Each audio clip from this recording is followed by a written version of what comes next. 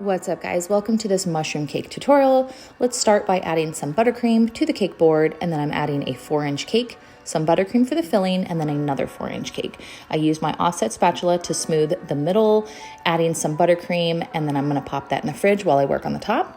And this is a 5-inch cake. I have 2 layers here. I'm carving the top. I want the top to look like a mushroom. I want it really tapered at the top.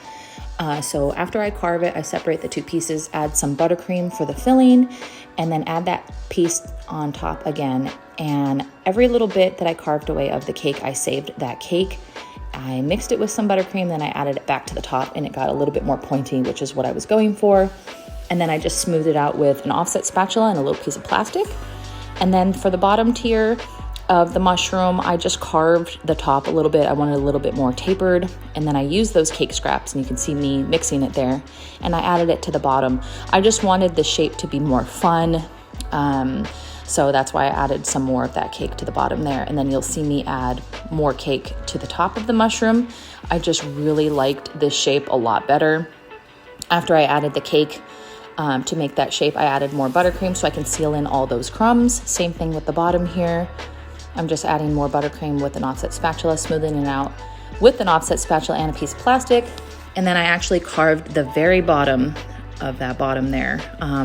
That's just more of the shape that I was going for. You can leave yours flat if you want.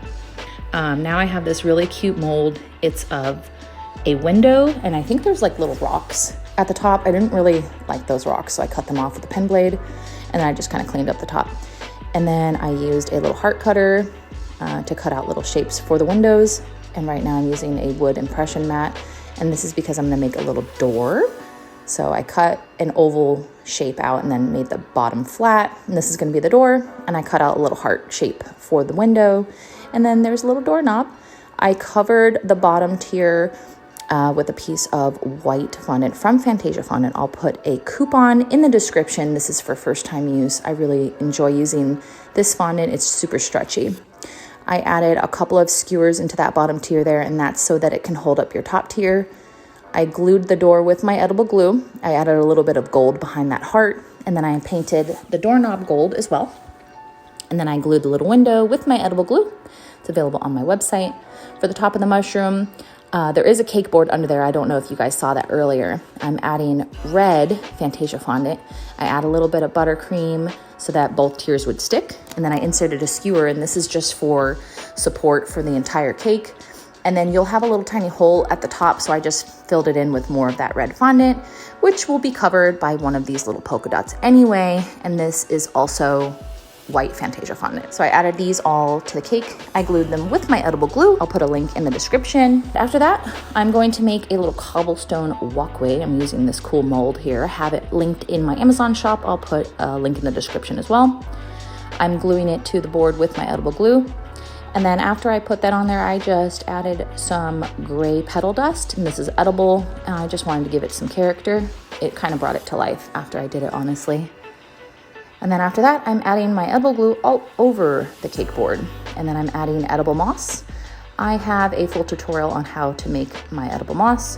I'll put a link in the description as well. And it'll stick with the edible glue. You just press it down a little bit. And then I just kind of cleaned up any little areas. And I had these 2 little fairies that the client gave me. So I add a little piece of fondant so that her foot can stick inside so that she can stand up straight.